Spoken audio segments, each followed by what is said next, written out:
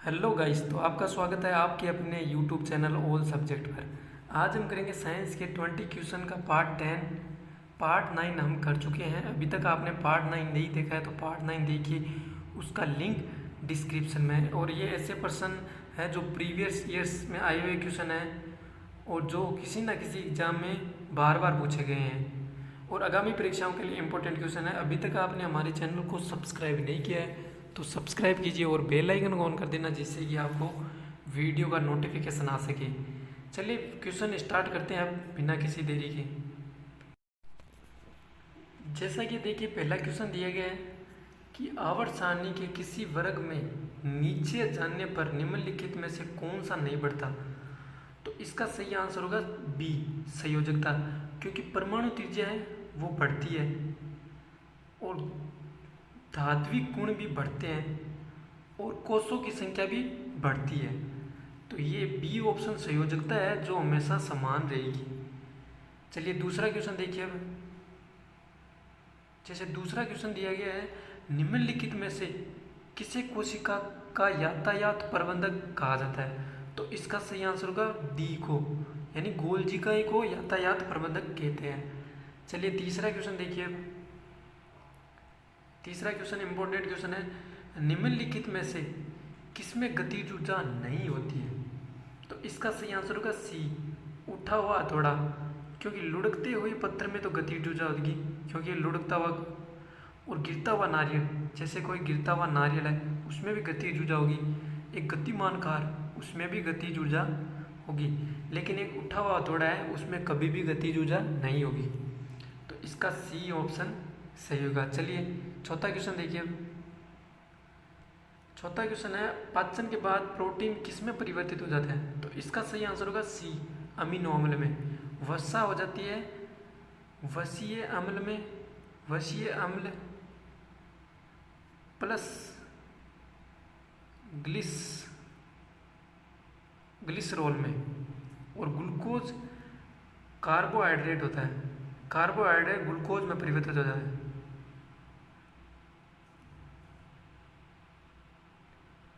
Carbohydrate glucose में परिवर्तित हो जाता है। तो प्रोटीन किस में परिवर्तित होता है, अमीनो अम्ल में। तो सी ऑप्शन सही होगा। चलिए पांचवा क्वेश्चन देखिए। पांचवा प्रश्न है, पाचन तंत्र के किस भाग में अपेंडिक्स पाया जाता है। तो इसका सही आंसर होगा सी, बड़ी आंत में। और बड़ी आंत में कोई भी पाचन नहीं होता है, कोई भी पाचन नहीं होता है। चलिए छठा क्वेश्चन देखिए। छठा क्वेश्चन दिया गया, यांत्रिक ऊर्जा किसके बराबर होती है। तो इसका सही आंसर होगा बी, गतिज ऊर्जा और स्थितिज ऊर्जा के बराबर होती है यांत्रिक ऊर्जा। चलिए सातवां क्वेश्चन देखिए। सातवां क्वेश्चन दिया गया इंपॉर्टेंट क्वेश्चन है, 15 किलोग्राम द्रव्यमान की एक वस्तु 8 मीटर प्रति सेकंड की एक समान वेग से गति कर रही है। तो उस वस्तु की गतिज ऊर्जा क्या होगी। गतिज ऊर्जा का फॉर्मूला होता है 1/2 mv²। तो 1/2 mv² बराबर हो गया, देखिए 1/2 m तो आपका 15 है, ये देखिए 15, फिर v², v आपका 8 है तो 8 × 8, तो ये कटा 4 बार, यानी 15 × 4 होता है 60, 60 × 8, तो ये देखिए 0 और 8 संग 48, 480। और गतिज ऊर्जा को किस में मापते हैं, ऊर्जा को जूल में मापते हैं। तो देखिए 480 जूल किस ऑप्शन में आ रहा है, ए ऑप्शन में आ रहा है। तो आपका ए ऑप्शन सही होगा। इसमें देखिए गतिज ऊर्जा का सूत्र होता है 1/2 mv²। एम और वी का मान रखना है और आंसर आ जाएगा। उम्मीद करता हूँ आपको सातवां क्वेश्चन समझ में आ गया होगा। चलिए आठवां क्वेश्चन देखिए। आठवां क्वेश्चन है, जिस तापमान पर किसी गैस का आयतन शून्य हो जाता है उसे कहा जाता है। उसको कहते हैं, बी ऑप्शन है परम शून्य ताप कहते हैं। आपका बी ऑप्शन सही हो जाएगा। चलिए नौवां क्वेश्चन देखिए अब। नौवां क्वेश्चन है, निम्नलिखित में से कौन सा कथन ध्वनि तरंगों और प्रकाश तरंगों के बारे में सही है। तो देखिए ए ऑप्शन में तो देखिए दोनों अनुप्रस्थ तरंगें होती हैं, ये तो गलत है, और दोनों अनुदैर्घ्य तरंगें भी नहीं होती है। ध्वनि तरंगें अनुप्रस्थ होती है, कभी नहीं हो सकती, ये भी गलत है। तो आपका डी ऑप्शन सही होगा। ध्वनि तरंगें अनुदैर्घ्य होती है, प्रकाश तरंगें अनुप्रस्थ होती है। तो आपका डी ऑप्शन सही हो जाएगा। चलिए 10वां क्वेश्चन देखिए। 10वां क्वेश्चन है कि जब प्रकाश विरल माध्यम से छगन माध्यम में प्रवेश करती है, जब प्रकाश विरल माध्यम से छगन माध्यम में प्रवेश करती है यानी वायु से कांच, तो वे अपने मार्ग से विचलित होकर अभिलंब की ओर झुक जाती है, उसमें वेग में कमी होने के कारण। तो देखिए गति में कमी होने का सी ऑप्शन आपका सही होगा। चलिए 11वां क्वेश्चन देखिए, फाउंटेन पेन का आविष्कार किसने किया था? तो इसका सही आंसर होगा डी, लेविस ई वाटरमैन ने। चलिए 12वां क्वेश्चन देखिए। 12वां क्वेश्चन है, निम्नलिखित में से कौन सा एक क्षारीय धातु नहीं है? जो आवर्त सारणी में पहला वर्ग होता ना, उसे कहते हैं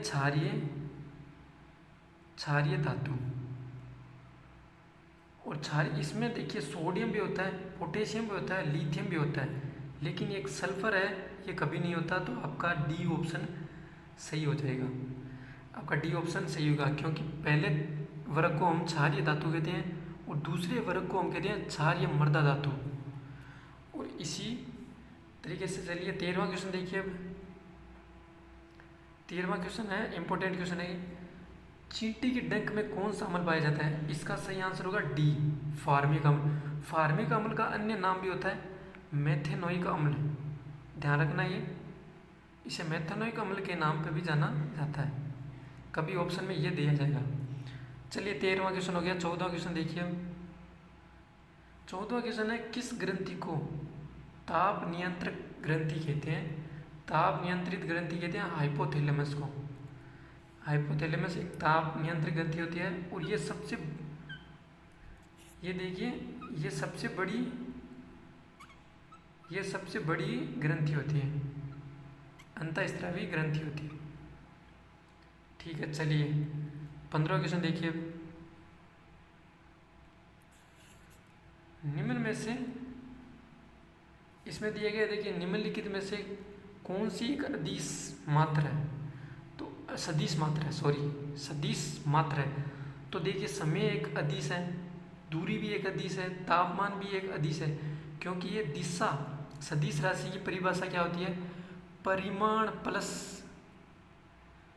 दिशा दोनों साथ में होनी चाहिए।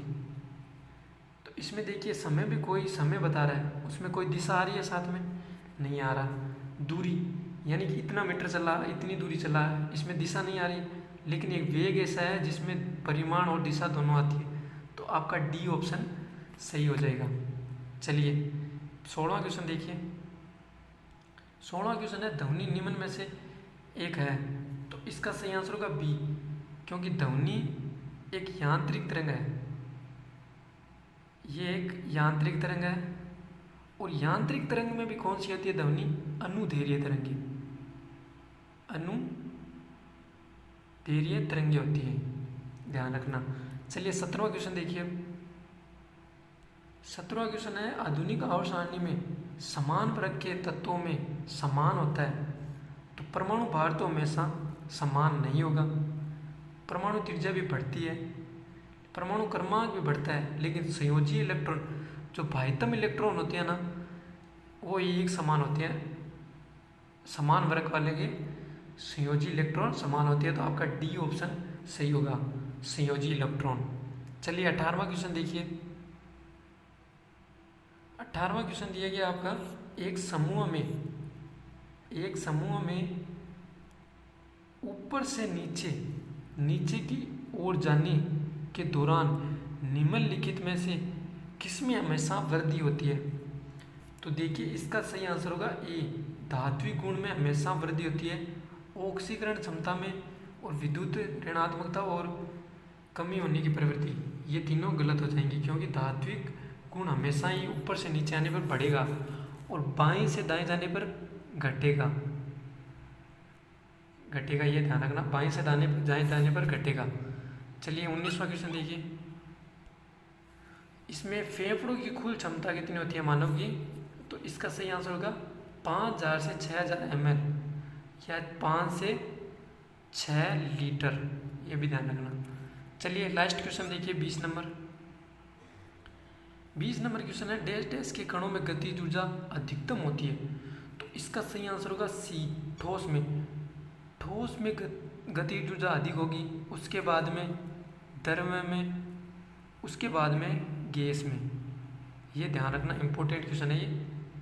उम्मीद करता हूँ आपको क्वेश्चन समझ में आ गया होगा। अगर क्वेश्चन समझ में आए तो वीडियो को लाइक कीजिए और साथ ही शेयर कीजिए और चैनल को सब्सक्राइब करना ना भूलिए और बेल आइकन को ऑन कर देना, जिससे कि आपको वीडियो का नोटिफिकेशन आ सके।